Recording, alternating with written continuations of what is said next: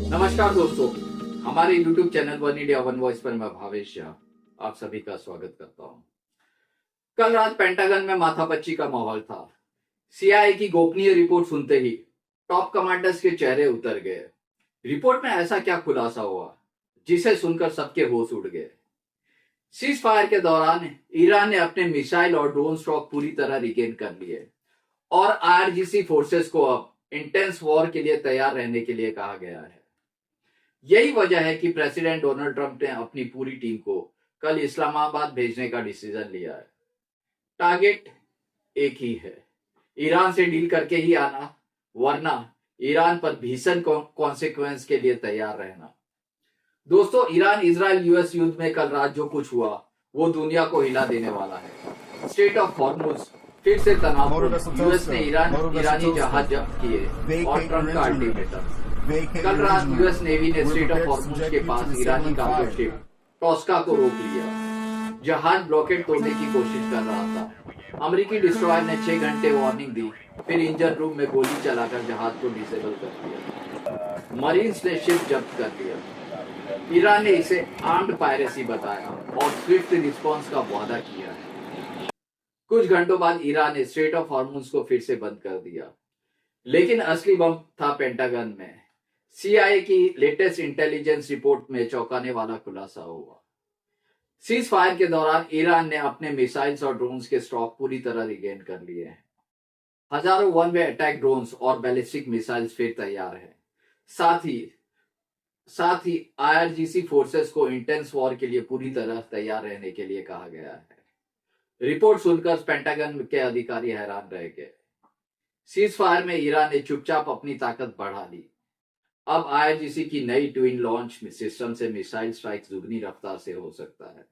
यही वजह है कि यूएस इतना अलर्ट मोड पर है। ट्रंप ने तुरंत रिएक्शन दिया। सोशल मीडिया पर लिखा, हमारे नेगोशिएटर्स ट्यूसडे को पाकिस्तान में होंगे, लेकिन ईरान को डील करनी ही पड़ेगी, otherwise consequence will be very severe. Trump का साफ मैसेज है, डील करके आओ, वरना civilian infrastructure, power plants, oil facilities सब निशाना बन सकता है। तो सबसे बड़ा सवाल ये, ट्रंप अपनी हाई लेवल टीम कल इस्लामाबाद क्यों भेजेंगे? टीम में vice president JD Vance, special envoy Steve Witkoff और जरेड कुशनर शामिल है। ये दूसरा राउंड है। पहले राउंड में 21 घंटे की बातचीत हुई थी, लेकिन कोई डील नहीं बनी। पाकिस्तान मदरसा कर रहा है क्योंकि दोनों पक्ष उस पर भरोसा करते हैं, लेकिन ईरान अभी भी कंफर्म नहीं कर रहा है कि वो बातचीत में आएगा या नहीं, खासकर यूएस ब्लॉकेट हटाए बिना। ट्रंप का टारगेट क्लियर है, ईरान 20 साल तक यूरेनियम एनरिचमेंट बंद करे, न्यूक्लियर प्रोग्राम पर permanent restriction, straight of Hormuz तुरंत खोल दे। ईरान कह रहा है, हम अपने न्यूक्लियर राइट्स नहीं छोड़ेंगे। अगर इस्लामाबाद में डील नहीं हुई तो 22 अप्रैल के आसपास सीज फायर खत्म हो जाएगा और फुल स्केल वॉर फिर शुरू। सीआईए रिपोर्ट के बाद यूएस की चिंता और बढ़ गई है, क्योंकि ईरान अब ज्यादा तैयार लग रहा है।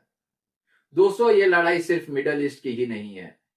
तेल की कीमतें आसमान छू रही है।